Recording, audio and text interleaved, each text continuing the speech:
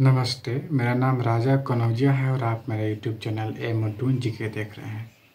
मैं अपना बात स्टार्ट करूं उसके पहले एक शेर सुनते हैं कि वक्त से लड़कर जो नसीब बदल दे, इंसान वही जो अपनी तकदीर बदल दे।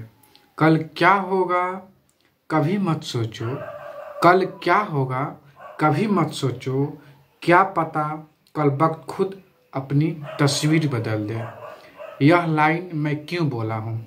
क्योंकि सपनों की रानी जो आपकी है, जो मेरी भी थी, वो मुझे भी मिल गई है और आज नहीं तो कल आपको भी मिल जाएगी। मैं बात कर रहा हूँ कि जो बीपीएससी टीआरई 1 एग्ज़ाम हुआ था उसमें मेरा रिजल्ट आया है और मैं सेलेक्ट हो गया था टीचर के लिए और मैं नौकरी भी कर रहा हूँ। मुझे सरकारी नौकरी मिल गई है। आप सभी को बहुत बहुत बधाई। जो भी मेरे मित्र हैं, सखा हैं, मेरे बुरे वक्त में मुझे साथ दिए और इस अच्छे वक्त में भी साथ देते आ रहे हैं, आप सबको दिल से धन्यवाद। मेरे सभी ग्रामवासियों को, मेरे शहरवासियों को, मेरे जितने भी शुभचिंतक हैं, मेरे रिलेशन के जितने भी संगी संबंधी हैं, रिश्तेदार हैं, उन सभी के आशीर्वाद से मैं टीचर बन सका हूँ और उम्मीद करता हूँ कि आप सब इसी तरह अपना आशीर्वाद बनाए रखेंगे और मैं अपने इस टीचर की लाइन में और अधिक जहाँ तक होती है वहाँ तक प्रमोशन के तहत या अपनी पढ़ाई को जारी रखते हुए और अधिक तक और दूर तक जाऊँ और एक बहुत बड़ी पोस्ट पर मैं बैठूं। आप सभी के आशीर्वाद चाहता हूं। बताते हुए बहुत खुश हूं कि आप सब मेरे मित्र हैं, मेरे सब्सक्राइबर हैं, मेरे परिवार के सदस्य के जैसे हैं। आप सभी के बदौलत ही उस बेरोजगारी के दौर में आप सब ने मुझे अपने प्यार दुलार दिया और 1 लाख के करीब करीब सब्सक्राइबर पुराए थे। जब मैं नौकरी में नहीं था, मेरे पास कोई जॉब नहीं थी, तो आप सबके बदौलत ही मैं बेरोजगारी के दौर में आप सब से जो इनकम हो रहा था यूट्यूब के माध्यम से, उसी यूट्यूब के माध्यम इनकम के माध्यम से मैं अपनी पढ़ाई को जारी रखता गया और आज इस पोस्ट पर मैं सिलेक्ट हुआ हूँ और मुझे विद्यालय भी आमंत्रण हो चुका है। मैं विद्यालय में 1.5 महीना से लगभग 1.5 महीना से पढ़ा रहा हूँ। यह वीडियो मैं बहुत पहले ही बनाने वाला था, लेकिन ऐसी स्थिति उत्पन्न हो गई थी, भाग दौड़ था, उसके कारण नहीं बना पाया, टाइम भी नहीं मिल पाता था। तो सोचा कि अब टाइम मिल गया है, सब चीज़ अपने जगह पर अस्थिर हो गई है, कर लिया हूँ जहाँ जिसको जहाँ होना चाहिए था। मैं स्कूल में आ गया हूँ, स्कूल में शिफ्ट हो गया हूँ, रूम ले लिया हूँ, वहाँ अपना बनाता हूँ, खाता हूँ, स्कूल जाता हूँ, ड्यूटी करता हूँ। तो सोचा हूँ कि अब टाइम मिल रहा है तो आप सबसे रूबरू होके सबसे पहले ये बात बता दूँ कि मेरी बेरोजगारी ख़त्म हो गई, अब मैं रोजगार में हूँ। आप सबको बहुत बहुत फिर से धन्यवाद, शुभकामनाएं कि आप सब उस बेरोजगार के दौर में मुझे साथ दिए थे। लोग क्या कहेंगे, इस बात को अगर मैं सुना होता तो आज इस पोस्ट पे नहीं होता। लोग जब बेरोजगारी का दौर था तो ना जाने कितने लोगों ने ताने मारे थे, क्योंकि आप सब जानते हैं कि मेरी उम्र 26 साल के लगभग हो चुका है और 26 साल के उम्र में मैं जिस गांव से कि जिस टोले से, जिस मोहल्ले से आता हूं, वहां 18 और 20 में और 22 में लोगों की शादी हो जाती है और 2 बच्चे हो जाते हैं और मैंने अभी शादी नहीं किया था। मेरे घर वाले भी प्रेशर दे रहे थे कि नौकरी अब नहीं होगा, शादी कर लीजिए और फैमिली के साथ ज़िंदगी को बिताना शुरू कर दीजिए। लेकिन मैंने 1 साल 2 साल रिक्वेस्ट कर शादी को रोका और पढ़ाई जारी रखा और आज सेलेक्ट हूँ। तो उन लोगों को भी बहुत खुशी है और मुझे भी बहुत खुशी है और आप सब भी खुश होंगे कि मेरा मैं इस पोस्ट पे हूँ और सिलेक्टेड हूँ, और आज आप सबके सामने यह बताते हुए बहुत खुशी भी हो रही है। तो उस समय लोगों की बातें ताने सुना होता तो आज इस पोस्ट पे मैं नहीं आता। किसी ने खूब कहा है कि एक हमें आवारा कहना कोई बड़ा इल्ज़ाम नहीं, एक हमें आवारा कहना कोई बड़ा इल्ज़ाम नहीं, दुनिया वाले दिलवालों को और बहुत कुछ कहते हैं। अब मैं अपना जर्नी आपको बताता हूँ कि मैं अपने गांव से निकलकर शहर में रहना शुरू किया, पढ़ाई का अध्ययन शुरू किया। उस समय मैं 12th में था, जिस समय मैं अपने शहर में आया था पढ़ने। और एक ऐसा भी दौर आया था मेरे सामने कि 12th करने के वक्त मैं फेल हो गया था। अब सोच सकते हैं कि गांव से लोग शहर में आता है कि कितनी उम्मीदें के साथ शहर में आते हैं, उनके फैमिली की उम्मीद कितना रहता है। और उस उम्मीद में मैं क्रॉस लग गया था और मैं फेल हो गया था। मैं निराश था, हताश था और समझ नहीं आ रहा था कि आगे पढ़ाई करूं या छोड़ दूं, ब्रेक कर लूं और बाहर चले जाऊं, औरों की तरह पंजाब जाऊं, मुझे दिल्ली जाऊं और कमाना स्टार्ट कर दूं और पढ़ाई से मैं पढ़ाई से संन्यास ले लूं। लेकिन उम्मीद एक थी, दिल की अरमान थे कि नहीं, मुझे पढ़ना है और कुछ करना है। इसलिए पढ़ना है कि करना है कि मेरे घर में अभी तक कोई भी सरकारी सर्विस नहीं किया था। इसलिए इस मोटिवेशन से कि नहीं, मैं तो सरकारी नौकरी ही करूँगा। फेल हो गया लेकिन फिर भी दुख था, लेकिन उसी दुख में पढ़ाई अध्ययन स्टार्ट करते हुए मैंने फिर फर्स्ट डिवीज़न से पास किया अपने 12th को। उसके बाद मैंने ग्रेजुएशन में एडमिशन कराया था और कंपटीशन की तैयारी में मैं भिड़ गया।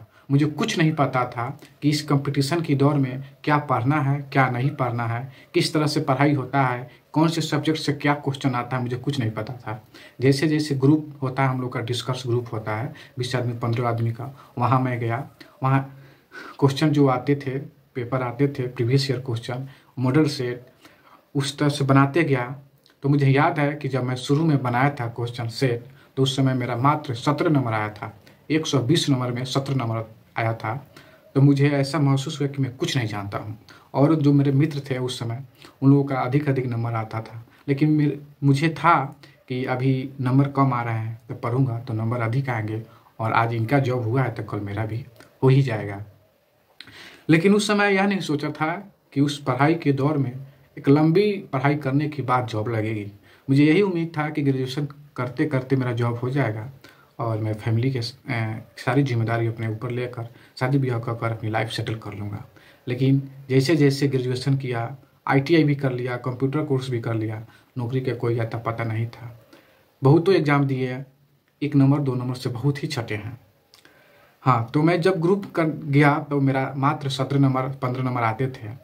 उस वक्त कौन सा सिर था मैं आपको बता दूं, रेलवे का तैयारी करते थे हम। जिस शहर में आते हैं उस शहर के मुख्यालय में सिर्फ रेलवे का विद्यार्थी कैंडिडेट आसपास के मित्र थे। तो मैं भी रेलवे का सेट मारता चला गया और एक दिल में रेलवे के लिए इतना प्यार हो गया कि मैं जब करूँगा तो रेलवे की ही नौकरी करूँगा, किसी और नौकरी का मैं चाहत नहीं करूँगा। और मैं उसका तैयारी भी नहीं करता था, रेलवे की तैयारी करता था, रेलवे के सीट मारता था। मतलब मेरा हर चीज़ रेलवे में था, एम था रेलवे का, गोल था रेलवे निकालना है, जॉब निकालना है। 2018 के बाद मैं कर रहा हूँ। 2018 में जब रेलवे ग्रुप डी का जॉब आया था तो मुझे उस समय पता भी नहीं था कि ग्रुप डी का जॉब, ग्रुप बी का जॉब, ग्रुप ए का जॉब क्या होता है, सी का क्या होता है। मुझे सिर्फ इतना पता था कि रेलवे का जॉब है ग्रुप डी का, मुझे इसमें फॉर्म फिल करना है, एग्जाम में बैठना, मुझे नौकरी लेना है, कौन सी पोस्ट है, कितनी तनख्वाह है, उस समय मुझे कुछ नहीं पता था। सिर्फ मैं इतना ही जानता था कि मुझे रेलवे का सरकारी नौकरी चाहिए, वो चाहे ग्रुप डी का हो या ग्रुप सी का हो या ग्रुप बी का हो। उस समय मैं ITI कर रहा था। ग्रेजुएशन करने के बाद ITI में सरकारी ITI फॉर्म फिल किया था, मेरा निकल गया। मैं ITI का भी कर रहा था और इधर मेरा जो है सो रेलवे का तैयारी भी चल रहा था, दोनों साथ साथ चल रहा था। और कुछ दिन के बाद यूट्यूब स्टार्ट कर दिया, क्योंकि कोई जरिया था नहीं। पुअर फैमिली से आने के चलते उतनी सब कुछ अपने ही सोचना पड़ता है। तो मैं सोचा कि एक छोटा सा यूट्यूब चैनल खोल लेता हूँ, अगर चल गया तो ठीक है, नहीं चला तो ट्यूशन पढ़ाकर कहीं से ना कहीं से व्यवस्था तो हो ही जाएगा पैसा का। लेकिन चल गया, भगवान की दया। और दृष्टि था मेरे पे कि यूट्यूब मेरा चल गया और कुछ पैसा इनकम यूट्यूब से आते गया, मैं उससे पढ़ाई करते गया। करते करते ITI भी फाइनल हो गया, ग्रेजुएशन भी कंप्लीट हो गया। 2018 में जो रेलवे ग्रुप डी का जॉब के लिए फॉर्म फिल किया था उसका एग्ज़ाम भी दे दिए। उस समय मुझे पता भी नहीं था कि कौन से बोर्ड में कट ऑफ हाई जाता है, कौन से बोर्ड में कट ऑफ लो जाता है, इसलिए मैं बिना सोचे समझे पटना बोर्ड फिल किया और मेरा 2 नंबर से नहीं हुआ। बहुत दुख हुआ, बहुत मेहनत किए थे। उसके बाद फिर ग्रुप डी का जॉब आया, रिक्रूटमेंट आया, वैकेंसी आया, नोटिफिकेशन आया, मैंने अप्लाई किया, फिर मेरा 2 नंबर से छूट गया, मुझे मेरा नहीं हुआ। उसके बाद तो तब लॉकडाउन लग गया था। लॉकडाउन में मैं घर चला आया, ऐसा लगा कि अब कुछ नहीं होने वाला है और घर का परेशानी भी आप जानते हैं, आप खुद तैयारी कर रहे हैं तो आप सबको पता है कि क्या परेशानियां होती हैं जब बाहर आकर पढ़ाई करते हैं और पैसा घट जाता है। जब फ़ोन पर कहते हैं कि घर पे कि 2000 रुपया भेज दीजिए तो क्या अंदर फील होता है वो आप जानते होंगे। तो ऐसा फील आप अभी फील कर रहे हैं क्योंकि आप अपनी तैयारी में हैं, और ऐसा फील हमने भी किया था। लेकिन कुछ दिन तक के बाद मैंने पैसा घर से लेना बंद कर दिया क्योंकि यूट्यूब से कमीना कुछ पैसा आना शुरू हो गया था। इसी तरह लॉकडाउन का पीरियड था। लॉकडाउन के बाद कुछ समझ में नहीं आ रहा था, एग्ज़ाम दे रहा था, रिजल्ट आ नहीं रहा था, 1 नंबर 2 नंबर से छूट रहा था और नौकरी की ज़रूरत थी। तब तक लॉकडाउन के बाद डीलेट का कोर्स बिहार सरकार की तरफ से आई थी, मैंने फिल किया। उस समय नंबर बेस पर डीलेट का कोर्स होता था, तो नंबर बेस पे होता था, मैं उसमें फॉर्म फिल किया, सिलेक्ट हो गया और डीलेट का कोर्स मैं करना स्टार्ट कर दिया। 1 साल जब बीत गया तो मुझे पता चला कि जो भी डीलेट का कोर्स करते हैं या बीएड करते हैं उनकी 50% चांस रहता है कि टीचर में नौकरी हो ही जाएगा। मुझे फील हो गया था, आभास हो गया था, लेकिन फिर भी मैं रेगुलर 1 साल क्लास किया, डीलेट का क्लास किया, एग्ज़ाम दिया, अच्छे नंबर से पास हो गया फर्स्ट ईयर। और इधर रेलवे का सेट थोड़ा मारना कम कर दिए थे क्योंकि टाइम नहीं मिल पा रहा था और क्लास तो करना ही है। तो कुछ दिन के बाद जब फर्स्ट ईयर का एग्ज़ाम मेरा समाप्त हो गया, तब तक बिहार में टीचर की वैकेंसी की न्यूज अपडेट रोज आते शुरू हो गए कि अब वैकेंसी आ रहा है, अब वैकेंसी आ रहा है, अब वैकेंसी आ रहा है। उसी समय सीटेट का एग्ज़ाम भी हम लोग आ गया था। मैंने सीटेट का एग्ज़ाम फिल किया, मात्र 1 मंथ पढ़े थे, सीटेट भी मेरा क्वालिफाई हो गया। उसके 80% मुझे उम्मीद हो गया, जब मैं सीटेट पास कर गया था तो 80% मुझे उम्मीद हो गया कि मैं अब टीचर बन ही जाऊंगा। और लोगों की, दोस्तों की बातें सुनकर भी हो जाता है कि हाँ मेरा हो जाएगा। तब तक BPSC TRE 1 का नोटिफिकेशन आ गया और नोटिफिकेशन आया तो उस समय अपेयरिंग का कोई बोलबाला नहीं था। तो हम लोग समझ गए थे कि इस बार मेरा हम लोग का नहीं होगा क्योंकि हम लोग अपेयरिंग में थे, हम लोग का सेकेंड ईयर फाइनल नहीं हुआ था।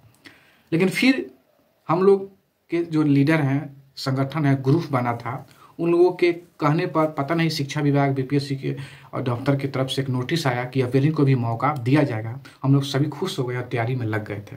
रेलवे का तैयारी पहले से जो था वो था ही, और इस तैयारी में लग गए, पढ़ने लगे। इसके बीच में एक और रेलवे का मैंने एग्जाम दिया था, DFCCIL, जिसमें प्रथम पेपर में दे चुका था, उसका रिजल्ट आना ही वाला था और बाद में रिजल्ट आ भी गया, लेकिन मैं सेकेंड उस एग्ज़ाम देने नहीं गया। अगर जाता तो भी आ जाता, इसलिए आ जाता क्योंकि कट ऑफ 25 था, सिर्फ कट ऑफ 25 था और मेरा 73 नंबर आया था उसमें। लेकिन मैं जब टीचर में नौकरी हो गया तो मैं उस नौकरी को त्याग दिया, छोड़ दिया, उस पर से ध्यान ही हटा दिया, नहीं तो वो भी नौकरी मेरा हो ही जाता। तो मेरे दोस्त लोग कहते थे कि एक बार जब नौकरी हो जाता है तो सभी बहुत 2 बार 2 3 4 जिसमें आप अप्लाई किए होते हैं उसमें उम्मीद रहता है कि हो जाएगा। वो बात सच निकला।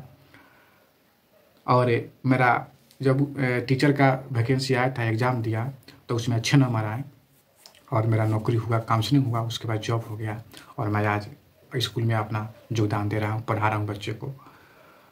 और भी कहानी आप समझ सकते हैं, कल्पना कर सकते हैं कि कैसी विपत्ति आती है कंपटीशन की तैयारी करते समय। उस सभी यातनाएं झेला हूँ, वो सभी ताने झेला हूँ, दोस्तों की ताना, आटी पट्टी की ताना, गाँवों की ताना, सभी ताने झेल कर मैं आज इस मुकाम पर पहुँचा हूँ। एक बहुत ही अच्छी लाइन मैं आपको बताने जा रहा हूँ। मैं खुद से इस कदर घबरा रहा हूँ, मैं खुद से इस कदर घबरा रहा हूँ, तुम्हारा नाम लेता जा रहा हूँ, तुम्हारा नाम लेता जा रहा हूँ। गुजरता ही नहीं वह एक लम्हा, गुजरता ही नहीं वह एक लम्हा इधर मैं हूँ कि बीता जा रहा हूँ, इधर मैं हूँ कि बीता जा रहा हूँ। यह रेलवे के समय ऐसा फील होता था। यह नहानी या नादानी नहीं तो क्या है दानिश, यह नादानी नहीं है तो क्या है दानिश, समझना था जिसे समझा रहा हूँ, समझना था जिसे समझा रहा हूँ। तो आप सबसे उम्मीद मैं करता हूँ कि अगर आप भी कंपटीशन की तैयारी कर रहे हैं तो जिस भी लाइन में है उसमें जी जान लगा दीजिए। जितने मेहनत करना है मेहनत कीजिए, या दिन हो या रात हो, नहीं देखना है।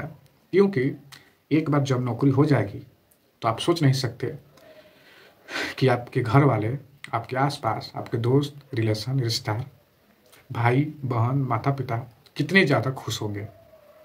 और आपके घर में अगर सरकारी नौकरी नहीं है तो आपकी नस्ल बदलने की 80% संभावना है कि अगर आपका एक नौकरी हो जा रहा है तो आपकी पूरी नस्ल बदल जाएगी। मैं उम्मीद के साथ कह रहा हूँ और अपने अनुभव के साथ कह रहा हूँ। यह मानता हूँ कि मेरे जॉब की ज़्यादा दिन नहीं हुई है, फिर भी मैं यह बात कह रहा हूँ कि आप अगर आसपास या आपके परिवार में कोई सरकारी नौकरी आज तक नहीं तो हुआ है और आप सरकारी नौकरी की तैयारी कर रहे हैं तो जी जान लगा दीजिए। अगर नस्ल बदलना है तो, अगर आपकी सूरत, आपकी मेहनत, आपकी लोगों की चाहने वाले ताने वालों को झुठलाना है, चाहने वालों की और प्रशंसा सुनना है, अपनी नस्ल बदलना है, आपको कुछ करना है, आगे बढ़ना है, जो भी ताने मार रहे हैं उनके मुंह पर ताला मारना है, तो आप जितना मेहनत कर रहे हैं उससे दुगुना मेहनत कीजिए और अपने मुक़ाम को हासिल कीजिए। जो भी आप सोच रखे हैं, जो भी आपका एम हो, जो भी आपकी गेम हो, उस सभी को आप एक समय लीजिए, उस समय को पूरा कीजिए और जो भी आपका एम है उसे सफल बनाइए और उसको प्राप्त कीजिए। और रेलवे का नौकरी हो, एसएससी का हो, बैंकिंग का हो या टीचर का क्यों ना हो, क्योंकि मैं टीचर में हूँ। आप मेरे वीडियो को देख रहे हैं और टीचर की तैयारी कर रहे हैं तो आप जो भी आपका हेल्प चाहिए मैं देने के लिए तैयार हूँ। आप कमेंट कर दीजिएगा, एक एक बात मैं बताऊँगा कि कैसे तैयारी का होता है, कैसे मैंने तैयारी किया था, क्या एक्सपीरियंस है, ठीक है ना। तो आज के लिए इतना ही रखते हैं। जय हिंद, जय भारत। और आप जहाँ भी हैं हंसते रहें, खेलते रहें, मुस्कुराते रहें और मुझे याद करते रहें। आप सबको मैं याद करता रहता हूँ, आपके कमेंट का मैं जवाब देता हूँ, आप लाइक करते हैं, कुछ सवाल पूछते हैं, मुझे बहुत अच्छा लगता है। जैसे मैं फ्री होता हूँ आप सभी के कमेंटों का जवाब जरूर देता हूँ। और मैं जो भी मेरे दोस्त हैं, मित्र हैं, उन सभी को पुनः एक बार बधाई देता हूँ कि इस खुशी में आप सब मेरे साथ हैं और बुरे वक्त में भी साथ थे। तो आज के लिए इतना रखते हैं। जय हिंद, जय भारत।